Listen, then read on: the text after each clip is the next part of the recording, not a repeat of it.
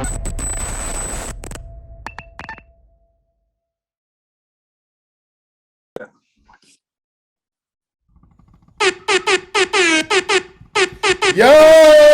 NBA. Let's go, basketball. Yeah, man, let's get to this list, man. The NBA just released, I shouldn't say just released, but earlier this year, they released their 75 best players for the 75th edition.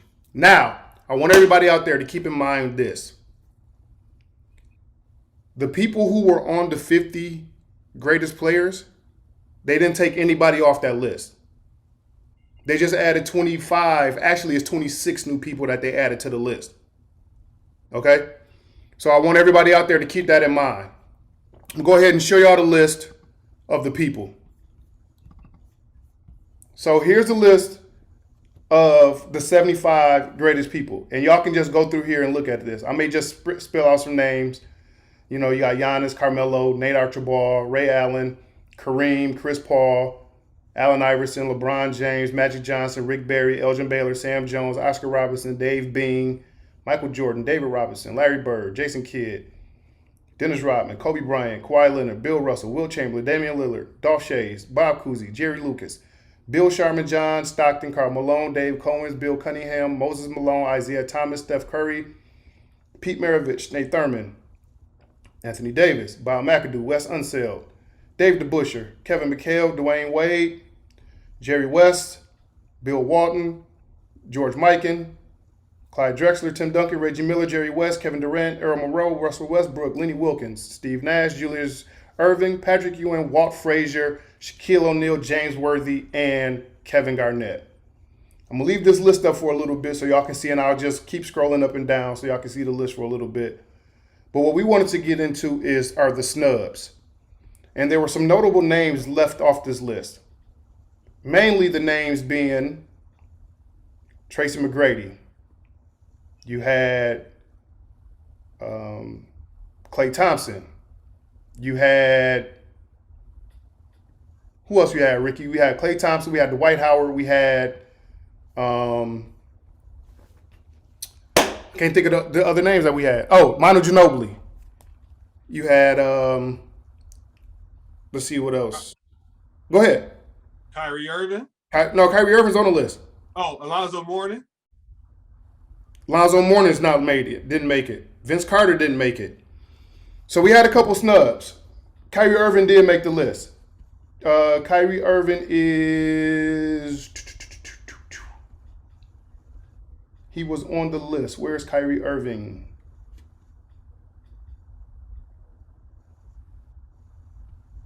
Where is Kyrie Irving? I thought he was on the list. I don't think he made it, dog. Kyrie Irving didn't make it. Excuse me. Okay, Kyrie Irving. Excuse me again. What do you think about the list, number one, and who would you have added to the list? Well, I think the NBA came up with a good list. I won't bash it. I won't bash the list. I can't, I don't know what the criteria was that they used. So the list is the list. Well, like I said, remember the 50 greatest players that was listed before? Yeah. They didn't take anybody off. They didn't take anybody off. They added Clyde Drexler, who should have been on the 50 greatest players. I'm sorry, they added Dominique Wilkins, who should have been on there before. Yeah. And then so, 25 new people.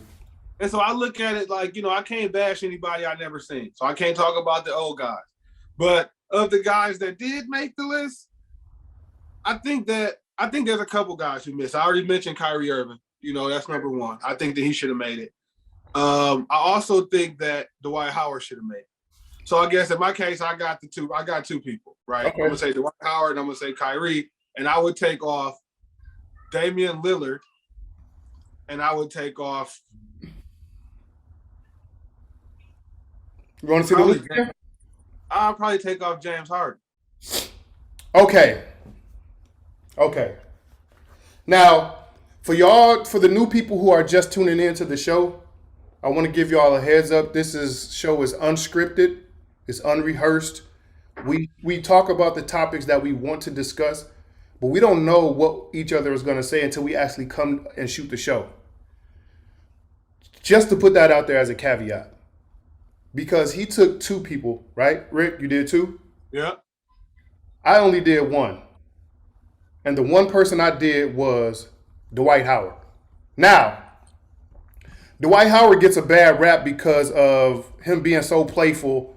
And I think the biggest thing on his quote unquote legacy, I hate that word, by the way, because people think one game or one series in the NBA or one game in the NFL playoffs can stain your legacy. I hate that word. I hate that word legacy. But anyway, one of the stains on his resume is the whole debacle when he was with the Lakers. That's my personal opinion. I think that's the biggest stain on his legacy. But look at this, man. Just look at these numbers real quick. Dwight Howard, 8-time NBA All-Star, 5-time NBA All-First Team, All-NBA Team 1 time, All-NBA Team 3 times, 3-time Defensive Player of the Year, 4-time Defensive Player First Team, Rookie of the Year, 5-time Rebound Leader, 2 times NBA Blocks Leader, and just he was the best center in the league and a top 10 player in the league for the better part of 5 to 6 years. And let's not forget, he was the number 1 pick coming out of high school. The number 1 pick coming out of high school. I think he gets once again. Oh, and the person that I would take off the list, I'm not taking anybody off the list that was on the list before, because they are the pillars of the NBA. And without those people before, the people that we're talking about that just made the 75 list, they wouldn't have even been on that list to begin with had those people that built the NBA and were the pillars of the NBA prior to them. If they didn't play in the league, these players wouldn't have even had a chance to be on this particular list.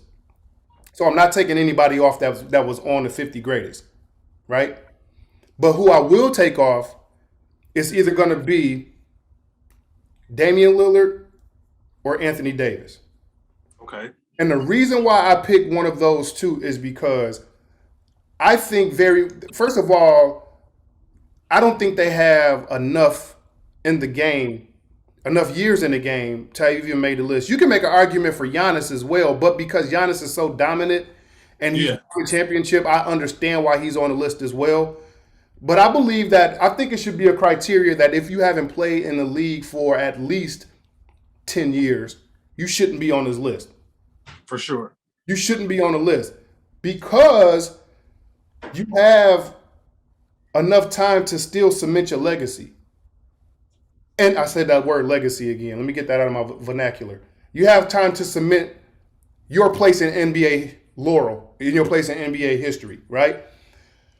And for somebody as good as he was for that 7-8 year stretch, for him to be left off the list, I don't give a damn about all the shit that he was doing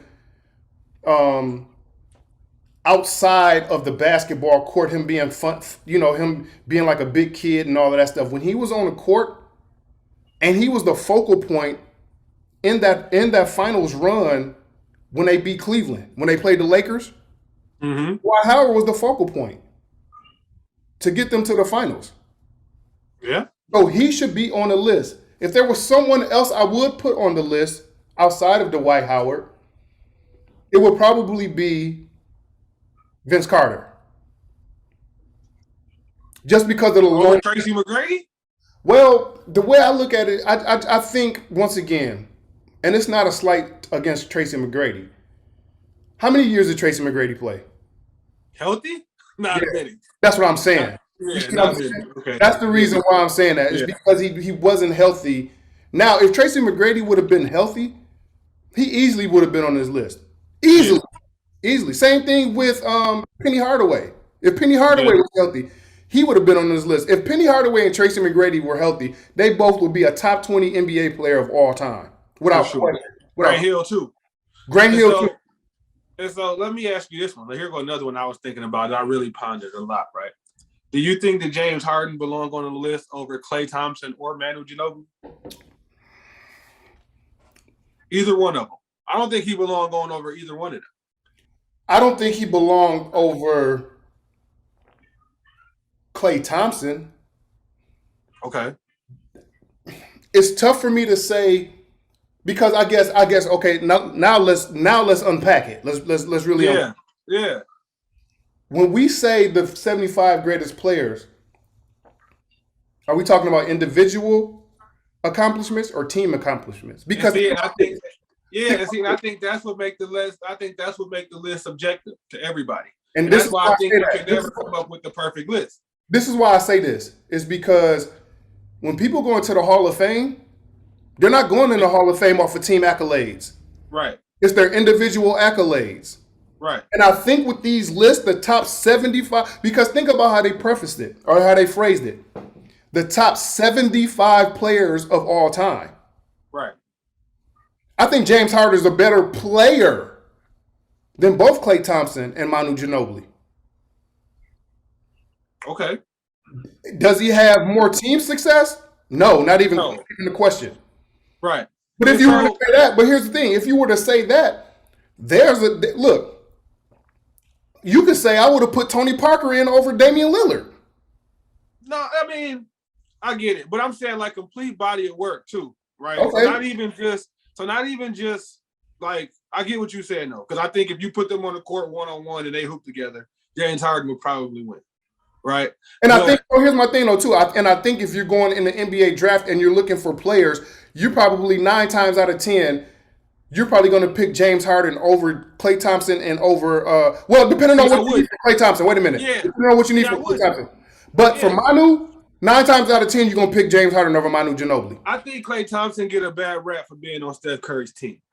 And I Okay, think fair that, enough. you know what I'm saying? I think that Klay is capable of doing everything that he does on Golden State anywhere. Like, but I think that because he on the team with Steph Curry and they do it together and Steph is so fun to watch, it kind of diminishes what he do. Kind of on some Scottie Amazing, Pippen. man. He Yeah, amazing. kind of on some Scottie Pippen shit for real. Okay. And so I think that Klay contributions to what they achieve kind of get overshadowed because of the star that he stand next to every night. Okay. But you can't tell, man. I don't think there's anything that James Harden do on the floor other than get to the basket and draw fouls better than Klay Thompson. He might be a better ball handler because you never really seen Klay dribble because he never really had to.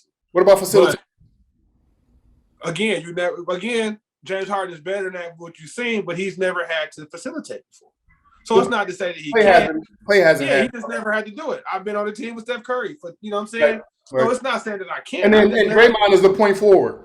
Yeah. Yeah. And so right. And so all I'm doing is spotting up. But he can get his shot anywhere. He can catch and shoot. He can shoot off the dribble. He can get to the rim. He lock down anybody. He's 6'7", he's long.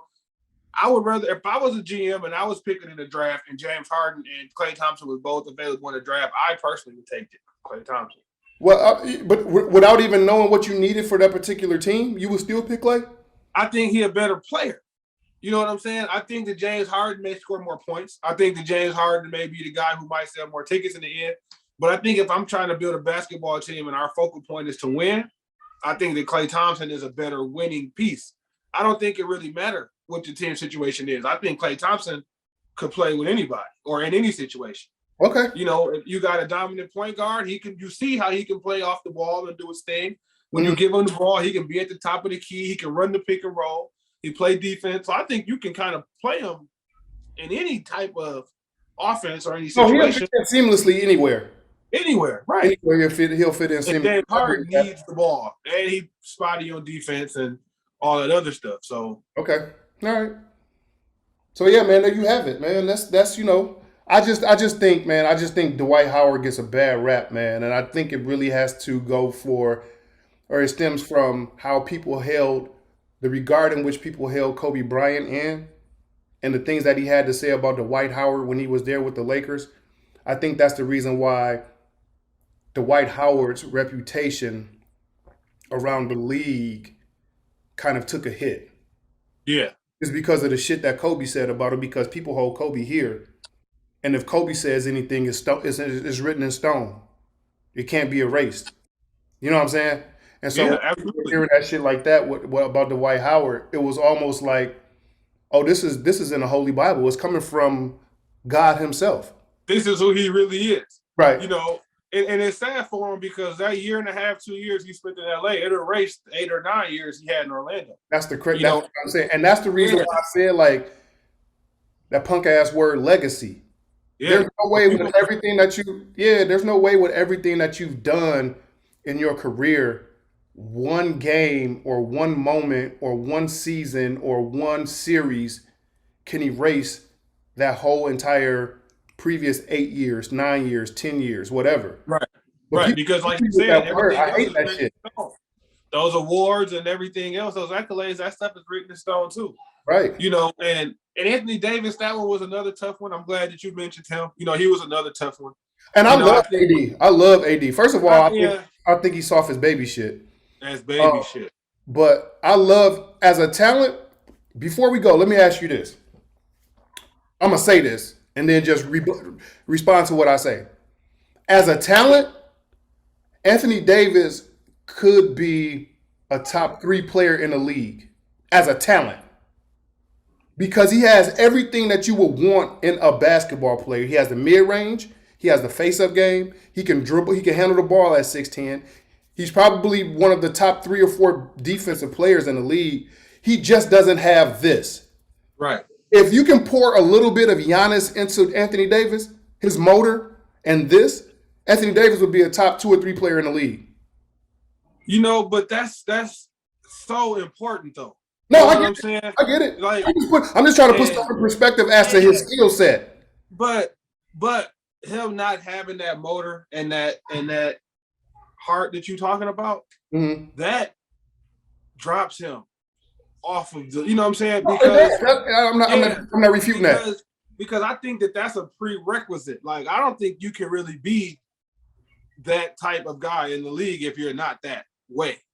And so him not having that dog in him and him not having that go-getter in him, I think that it kind of holds him back. And because it holds him back, I think that it holds back his place in history. Let me ask you this then. I mean, him averaging, you know, when he was in New Orleans, what was it, 25 and 12 when he was healthy?